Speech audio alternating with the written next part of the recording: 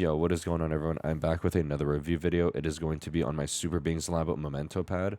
This is honestly one of the most surprising pads that I have been able to test in a very long time. The performance that I was able to get with this pad has just been amazing overall, and I've had such a positive experience with this pad. As per usual, I'm always going to talk about these small little things that can just be rapid fired really quick and then talk about these surfacing comparisons later. So right off the bat, I want to talk about the base. The base is incredible. You can see that I'm not able to move it at all. And I consider myself a pretty strong individual, and I can't get it to move at all. And it's never once moved in game, although I don't apply as much pressure as some other people do onto their mouse pads. But honestly, for a generic base, this is honestly a very impressive stickiness that you're able to get with this pad. The next thing I want to talk about is the overall stitching. And stitching for me is really important. I just don't want to feel any abrasiveness or any irritation when doing really long vertical movements like this. I do a lot of heavy track scenarios and I play Overwatch, so there's a lot of tracking in the air and stuff like that. However, with this pad, you will not have any of that irritation because it is really thick, but it's very, very soft to the touch. And then it's also a little bit above the pad itself. So it's not the best stitching on the market, but it's definitely not something that hinders me or irritates me in game. In terms of the overall design, I think it's pretty tasteful in my opinion. There's been so many pads with designs on top of them that it's honestly pretty hard to have like a good, clean design on pads nowadays. But I honestly do like the design of this pad, but I pretty much like every design on a pad. I don't think I've ever disliked a design. But onto the most important thing, the surface itself. I think the surface is honestly a very, very unique experience. They said that it was a balance pad, but I definitely feel like it's slightly speedier than control based in my opinion. Although there is a wear down period, which I do actually feel more of the control now, but I still feel like the dynamic friction is definitely the most important thing when I would think of a balanced pad. In terms of the overall initial friction, I feel like the initial friction is honestly incredibly light. It's very easy to get your mouse moving on this pad, no matter how heavy it is. I was using a G303 just a little bit ago, and it felt really easy to move my mouse on this pad. It doesn't really, weight is actually very important to me on mice, so if I'm able to use a heavy mouse but make it feel lighter because of how fast the pad is, I really, really enjoy that. And that is exactly what I'm able to attain with this pad. The initial friction and dynamic friction is definitely what really stands out with this pad, and I think is what makes it so unique. The dynamic friction is really, really impressive to me. As a main soldier player in Overwatch, it's a lot of like vertical tracking, horizontal tracking, pretty much just always doing an XY track scenario. And it's really important for me to just have really smooth, consistent glide on the dynamic friction, and that is absolutely what I get with this pad. Because of the low initial friction, quickly swapping between left and right tracking scenarios is so effortless, and I really appreciate that on this pad. Although the only thing I think is what keeps me in the ballpark of saying it's a little bit more of a speed pad than a balance pad is the stopping power. Just as a quick glide test, you can see that it does come to like a full stop, but it does like linger on a little bit, and I think that's what makes it really interesting for me. It's definitely the lack of stopping power that makes me feel like this pad is slightly more speed pad based, but either way, I really like it. I have a lot better mouse control than I used to, so it's not that important for me to have insane stopping power anymore. Now onto the comparisons. The main two pads that I really want to compare the Momento to is going to be the Venus Pro, mainly the surface. Obviously with quality, it's not going to beat it with the insane artisan-like base and the lowered stitching, thin stitching, and just overall softness of this pad.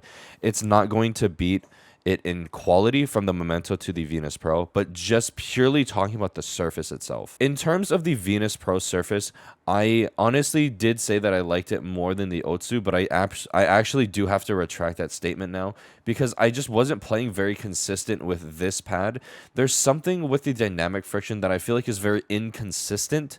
At least for me, it feels like I'm like constantly jittering like my arm like this, not as drastically, but I feel like it's like stopping when I'm still trying to glide, and it's really, really irritating. There's a lot of stopping power on this pad though. You can really feel it when you just move it left to right. You can feel the slightly heavier initial friction and the slightly heavier stopping power compared to the Momento. In all honesty, if the dynamic friction was just a little bit better on this pad, I would consider it a top 5 in my opinion. And as with every single balance pad that releases, I always want to compare it to one of my favorite balance pads of all time, the Padsmith First War.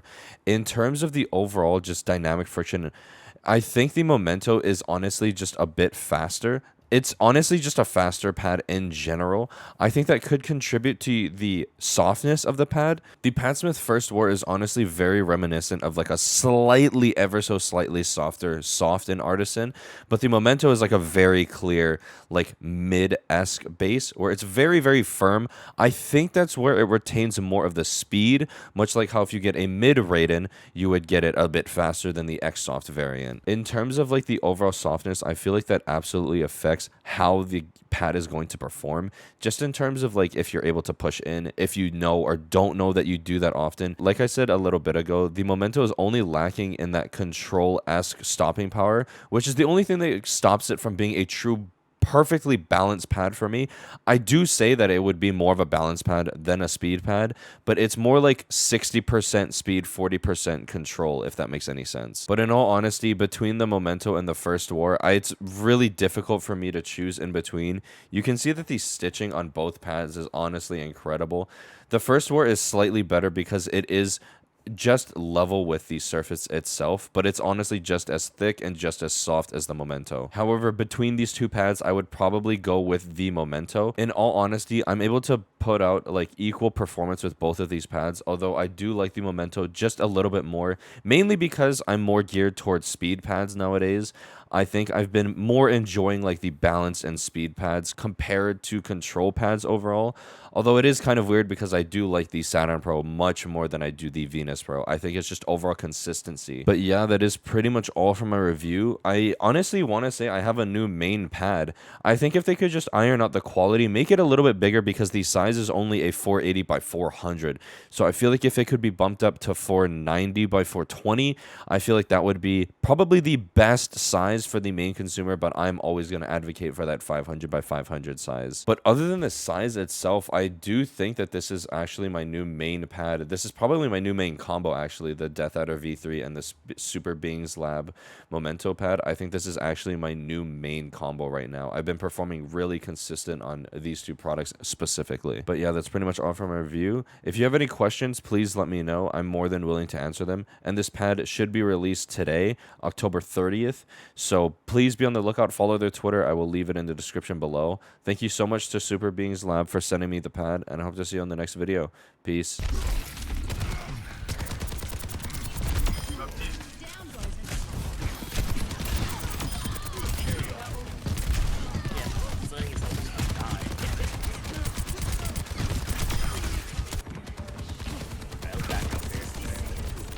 That was what they said. You pick them off.